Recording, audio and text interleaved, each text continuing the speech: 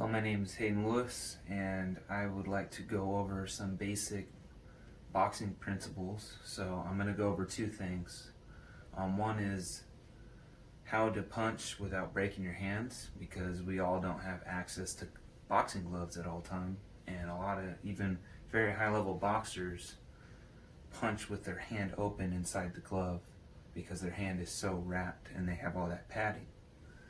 So I'm going to show how to strike with the knuckles properly and how to almost always strike with the right knuckles, which would be your index knuckle and your middle knuckle.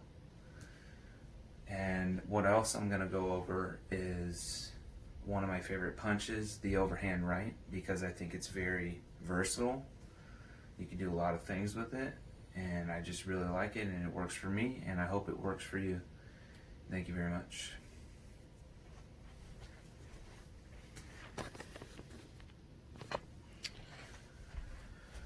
Okay, so whenever you punch, a lot of people, they keep their fist, all their knuckles in one line. And it even, like when I'm about to punch the target here, all my knuckles are touching, okay? That's not good.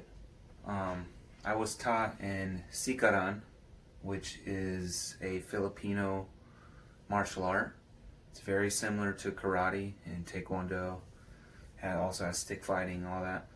But anyways, what we do, and this has really helped with my accuracy of punching as well, what we do is we turn our hand out. So if I'm doing a vertical punch, that way you can see it on camera, my hand is doing that, but this way as well. You can do it with vertical punches. So with this vertical punch, for example, if I'm not turning my hand, all my knuckles are going, and I can punch hard enough to where my bottom knuckles can roll, and these knuckles are susceptible to breaking your hand. So what I do is I turn my hand like that when I punch. So boom. Obviously I'm not a Wing Chun practitioner and only do vertical punches, but it's the same concept. I'm turning my hand, boom, wherever I'm punching. So that's just one simple thing you can do, is just turning your hand out. I tell that to everyone that asks me for advice.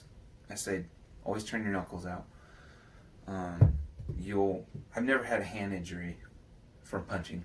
I've never had a hand injury, period, in all my training. So I really think there's some truth to it. And you also get a little bit of reach. So that's always cool too. And I feel like it makes you more accurate. So try it out, tell me what you think, and thank you very much.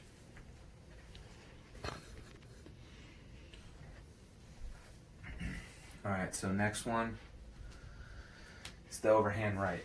So there's multiple ways of doing the overhand right. My preferred way is I do whatever setup, and I tell people it's like you're holding a pitcher of water. So I'm hitting them like that with my water. I'm not spilling my water, right? But the way I throw my overhand, I'm holding the pitcher and I'm spilling my water, and I just slightly lean. I don't look at the ground. I'm still looking at my opponent. I try to watch their body. I don't look him in the eyes. A lot of people say, look your opponent in the eyes. Well, your eyes don't reach out and punch you. His body punches and kicks me, generates that movement. So it's a little thing I don't do. I don't watch the eyes. I think that's foolish. So whatever setup, I'll go over that later. That's how I throw mine. There's also a looping overhand right. Someone who's famous for it is Fedor Emelianenko. I'm not the biggest fan of this one because I know a lot of guys that have broken their hands throwing it like this. So it's almost like a hook. As I'm leaning, I'm coming from the side. And what Fedor Emelianenko would do, and if you don't know who that is, you should research him. He's one of the greatest fighters to ever fight in MMA. So anyways, when he would throw it, he would use it to clinch and get throws and takedowns. So we'll go into that. So one basic setup I like to do is, even if I'm wearing gloves, boxing gloves, MMA gloves, is I'll have my hand. All right, so if I'm sparring, I'm not gonna have my fingers out because I don't want to strike the eyes. So I won't even put any power into this jab. I'll be boom to the chin, to the body, boom. All right. So I step, and I'm stepping at an angle, kind of like how we do with our shamshir and other weapons. When you step at an angle and strike, it's the same concept, except we're using hands. So jab high, jab low, overhand. Jab high, jab low, overhand. So we'll do a little faster. Boom, boom. You don't want to push through them with any punch. You want to snap, okay? So high, low, overhand. Let's do one full speed. Okay? So you got to be careful when you strike. I usually almost always wear gloves with this target because I don't want to injure my hand or wrist. So I'm just doing this for demonstration, and I'll show you what full power looks like, but I'm going to wear a glove. Be back in a sec. So I'm gonna do one full force. Let me pull Mr. Bob towards me a little bit. It's my mini dojo in this room. It's not very big. Okay. It's always good to shout. I always shout because it helps you breathe, and I feel gives me a little more energy, a little more power. So.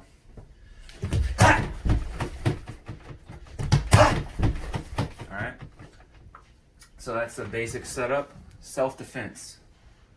So, you know how earlier I said for when I'm training, I don't, like with a partner, I mean, I don't come with my hand open, right? So a common tactic, even in boxing, MMA, kickboxing, is my opponent will have his guard up, right? So I'll use my lead hand to pull his arm down, and as I'm coming in with my overhand. So I'm pulling his hand down, coming with the overhand. But I always start at the head because I want to stop his vision, then come down, pull his hand, punch. And it's quick. You have to be quick. So one way you could apply this for self-defense is I'm still coming with my open hand, and then when I palm his face, I scrape down and I have a chance of getting his eyes. And then I'm throwing my punch as I'm trying to grab his hand down. And even if I don't grab his hand down, I'm blocking his vision for a second at the very minimum. And I'm also palming him. Boom. Right? So it's kind of like I'm clawing his face. So that's one way you can use it for self-defense. Don't do it on your partners. We all have eyes, and vision is a gift from God that we should not damage our partner's eyes. So anyways, boom, boom, that's what it's like. So it's boom, that's one of my setups. Boom. So, overhand. The overhand itself is also a setup. So, that being said, you can do a lot of things. So, if any of you guys have wrestled, you're probably familiar with an ankle pick. Jake Varner, Olympic gold medalist, he won gold medal with an ankle pick. It's a very efficient takedown, and it's a low risk, high reward takedown. So this is perfect for a takedown like that. So the ankle pick in wrestling is I'm kind of clubbing the head, and I pull his ankle, and I'm pulling like that, and I'm driving him into the ground. So I can use my overhand to do the same thing as I set up, boom, right? Or if I want to clinch, I could punch past his head, clinch, and then if he turns into me, I can throw, or I can drive into him, etc., etc.